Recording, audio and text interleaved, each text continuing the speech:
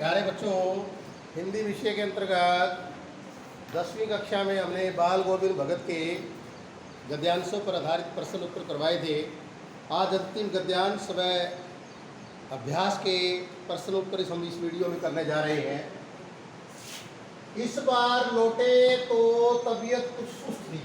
अब की बार गंगा स्नान से जब लौटे ना वो बाल गोविंद भगत, तो तबीयत तो कुछ ढीली थी उनकी।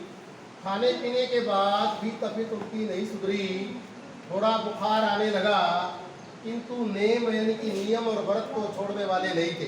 बुखार के अंदर भी उन्होंने नियम नहीं छोड़े। जैसे कि दोनों जून का मतलब टाइम के गीत, स्नान, ध्यान, खेती बाड़ी देखना। दिन दिन छीजने लगे। छीजने का मतलब होता है कमजोर होने लगे। लोगों ने नहाने धोने से मना किया, आराम करने को कहा, किंतु वे हंसकर टाल देते रहे। उस दिन भी संध्या में गीत गाए, किंतु मालूम होता जैसे तागा टूट गया हो, माला का एक एक दाना बिखरा हुआ। भोर में लोगों ने गीत नहीं सुना।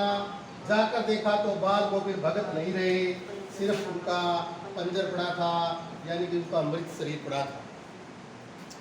इसके हम प्रश्न देख रहे हैं। प्रस्तुत गद्यांश के पाठ और लेखक का नाम बाल गोविंद भगत और रामवृक्ष मैनीपुरी। बाल गोविंद भगत ने भगत के नेम व्रत क्या थे? अभी हमने पहले के अंदर पढ़ा था। उनके जो है नेम व्रत ये थे जी, दोनों जून के गीत, स्नान, दान और खेती बाड़ी देखना। यही इसके अंदर हमने लिखना है। प्रश्न नंबर 3, बाल गोविंद भगत दिन दिन छीजने क्यों लगे? छीजने का मतलब कमजोर क्यों होने लगे? बीमार होने पर भी उन्होंने नेम व्रत नहीं छोड़े, इस कारण वे दिन दिन छीजने लगे। एक दिन लोगों ने उनका गीत क्यों नहीं सुना? क्योंकि बाल गोविंद भगत की मृत्यु होने के कारण। कहाँ से लौटने के बाद उनकी तबीयत कुछ सुस्त हो गई थी?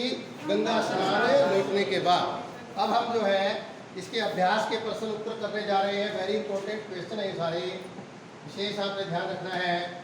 खेती बाड़ी से जुड़े गृहस्थ बाल गोविंद भगत अपनी किन चारित्रिक विशेषताओं के कारण साधु कहलाते थे? ऐसे क्या गुण थे जिसको लोग साधु कहते थे? ये बाल गोविंद भगत अपनी निम्नलिखित चारित्रिक विशेषताओं के कारण साधु कहलाते थे। नंबर 1, वे कबीर को शाह मानते थे, उन्हीं के गीत गाते थे। नंबर 2, वे झूठ नहीं बोलते थे। नंबर 3, किसी से बेकार में झगड़ा नहीं करते थे, वे सभी से खरा व्यवहार रखते थे। और नंबर 5, वे किसी की कोई चीज नहीं लेते थे।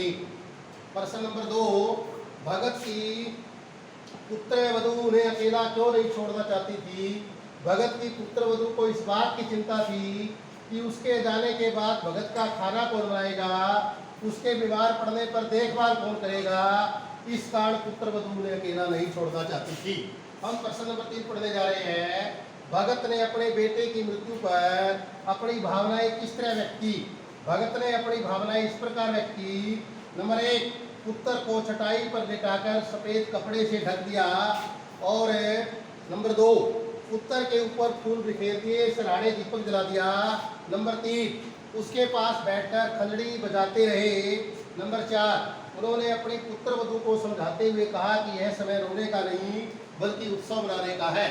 प्रश्न नंबर 4, भगत के व्यक्तित्व और वेशभूषा का चित्र अपने शब्दों में लिखो कि भगत कैसा व्यक्ति था, कैसा कद था, उनकी उम्र कितनी थी, सारी बातें इसमें आएगी।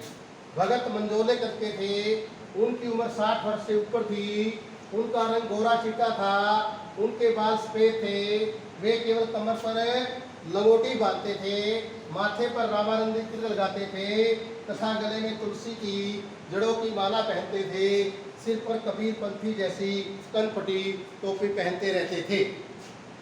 अब प्रश्न नंबर हम 5 करने जा रहे हैं। प्रश्न नंबर 5 में पाठ के आधार पर बाल गोविंद के मधुर गायन की विशेषता बताइए।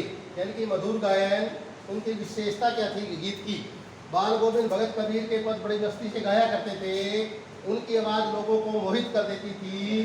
बहकर सर्दी हो या गर्मी हो, उसके अंदर भी उनकी आवाज़ की मिठास कभी कम नहीं होती थी।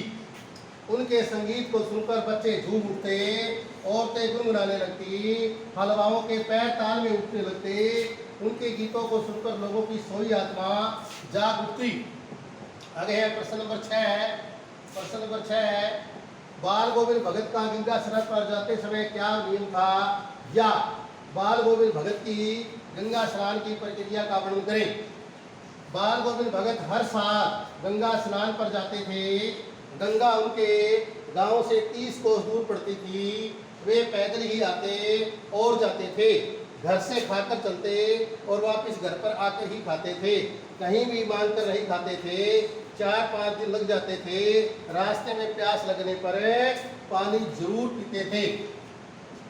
प्रश्न नंबर 7 देखिएगा, बाल गोविंद भगत पाठ का मूल भाव, उद्देश्य या संदेश, यानी कि लिखने का उद्देश्य क्या है इसका पाठ का। इस पाठ का लिखने का उद्देश्य यह है कि बाल गोविंद भगत पाठ का मूल भाव यह है कि हमें हमेशा सादा जीवन बिताना चाहिए। एक तो यह संदेश मिलता है, विचार और आचरण पवित्र होने चाहिए, नियमों का पालन करना चाहिए, खुद भी खुश रहो और दूसरों को भी खुशी देने का प्रयास करना चाहिए। इस पाठ में लेखक ने यह भी संदेश दिया है कि भगवान की भक्ति के लिए मनुष्य को घर छोड़कर जंगलों में जाने की कोई जरूरत नहीं है। गृहस्थ जीवन में रहकर भी भगवान की भक्ति की जा सकती है।